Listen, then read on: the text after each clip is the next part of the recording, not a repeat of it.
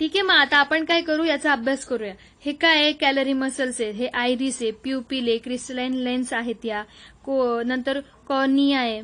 ठीक आहे, हे स्क्लेरोटिक कोट आहे, नंतर क्लोराइड, ऑप्टिक नर्व आहेत, नंतर ऑप्टिक डिस्क आहे, रेटिना आहे, मसल्स आहेत. ही डायग्राम तुम्ही सगळ्यांनी मला ड्रॉ करून दाखवायची. आणि हे वरतीच बघितलं आपण 7.12 म्हणजे 7.12 मध्ये ए मध्ये काय होतं आणि बी मध्ये काय होतं, समजलं. आता the minimum distance of an object from a normal eye at which it is clearly visible without stress on the eye is called minimum distance of distinct vision. म्हणजे निरोगी डोळ्यांपासून जर आपण मिनिमम डिस्टन्सने बघितलं एखादं ऑब्जेक्ट एक नॉर्मल आय मधून, ठीक आहे, तर मग काय होतं, ते आपण क्लिअरली आपल्याला दिसतं, आपल्याला डोळ्यावरती काही स्थान येत नाही. मग त्याला काय म्हणतात, minimum distance of distinct vision. म्हणजे निरोगी डोळ्यापासून जर कमी अंतरावर वस्तू असताना ती सुस्पष्ट दिसते आपल्याला आणि डोळ्यावरती त्याचा काहीच स्ट्रेस येत नाही, म्हणजे कोणतंच स्थान येत नाही आणि ती डायरेक्ट दिसते. मग त्याला म्हणतात सुस्पष्ट दृष्टीचे लघुत्तम अंतर. आलं लक्षात. आणि the position of the object at the distance is called near point of the eye. मग ती पोझिशन जी असते ऑब्जेक्टची तिला काय म्हणतात, near point of the eye. आणि for normal human eye the near point is at 25 centimetre. Normal eye जो असतो आपला, जे एकदम क्लिअर इमेज कुठपर्यंत बघू शकतो, फक्त 25 सेंटीमीटर पर्यंतचं ऑब्जेक्ट वरतीच बघू शकतो. म्हणजे तेवढं आपलं डोळ्यापासून तर त्या ऑब्जेक्ट पर्यंतचं अंतर किती पाहिजे, 25 सेंटीमीटर.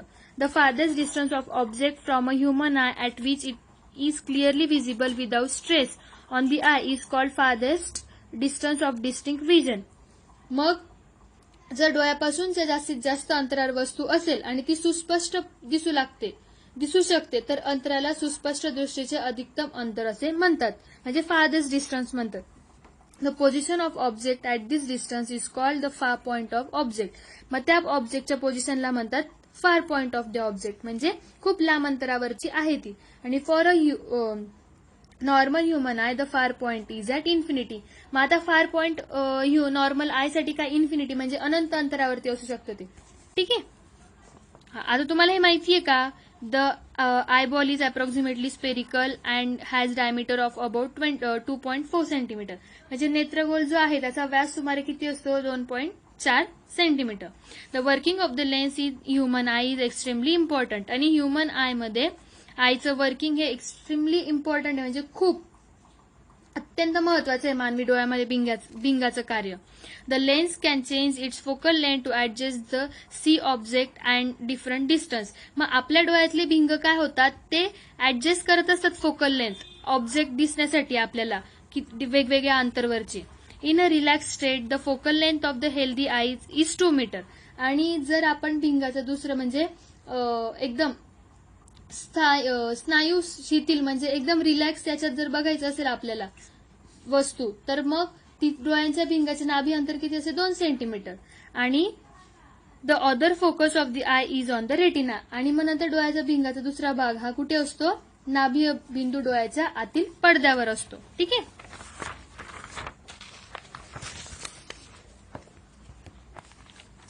आता तुम्हाला काय सांगितलंय, try to read a book keeping it far from your eyes. म्हणजे पुस्तक डोळ्यांपासून खूप दूर ठेवून वाचण्याचा प्रयत्न करा. तर होईल का, नाही होणार, आपल्याला थोडासा ब्लर दिसेल, खूप क्लिअर नाही दिसेल खूप अंतरावरती ठेवलं तर.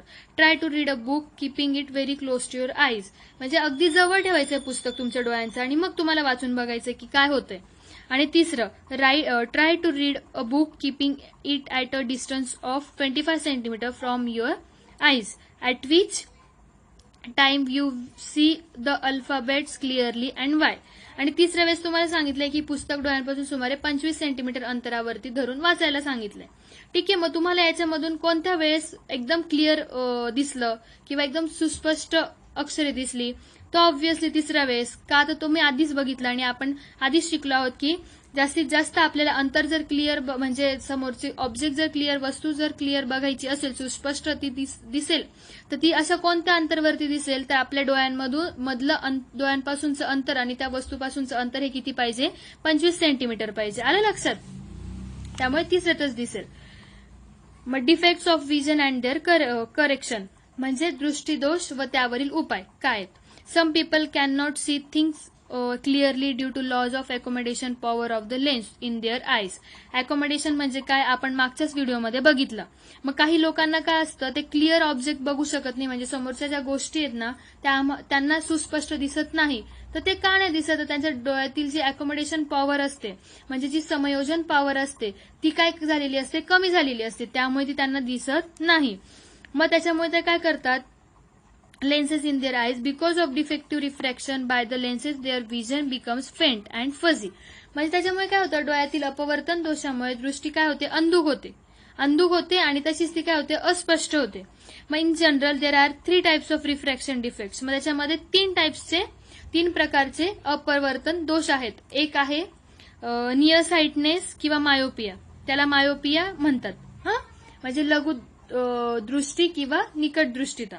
दुसरा आहे फार साइडनेस और हायपरमेट्रोपिया, ठीक आहे, म्हणजे दूरदृष्टी. आणि तिसरा आहे प्रेस बायोपिया म्हणजे वृद्ध दृष्टीता. मग आपल्याला हे 3 दिलेले आहेत, त्याच्यापैकी आपण पहिलं बघूयात. नियर साइडनेस मायोपिया म्हणजे काय? In the case, the eye can see nearby object clearly, but distant object appear indistinct. म्हणजे काय होतं रे, की याच्यात मानवी डोळा आहे ना जवळपासच्या वस्तू व्यवस्थित बघू शकतो, पण दूरवरच्या वस्तू त्याला स्पष्टपणे दिसत नाहीत. This means that the far point of the eye is not at infinity but shifts closer to the eye. मग त्याचा अर्थ असा होतो की मानवी डोळ्याचा दूरबिंदू अनंत अंतरावर नसून तो एकदम जवळ, ठीक आहे. मग in near sightedness the image of a distant object form in front of retina. म्हणजे जी इमेज आहे ना त्या ऑब्जेक्टची ती कुठे फॉर्म होते, ती तुमच्या रेटिनावरती. म्हणजे तुमची जी निकट दृष्टीचा दोषात जर असेल, दूरवरच्या वस्तूची प्रतिमा तुमच्या डोळ्यातील दृष्टीपटलाच्या अलीकडेच तयार होते. मग there are 2 reason for this defect. मग त्याच्यामुळे काय आहे, 2 रिझन आहे की असं का होतं.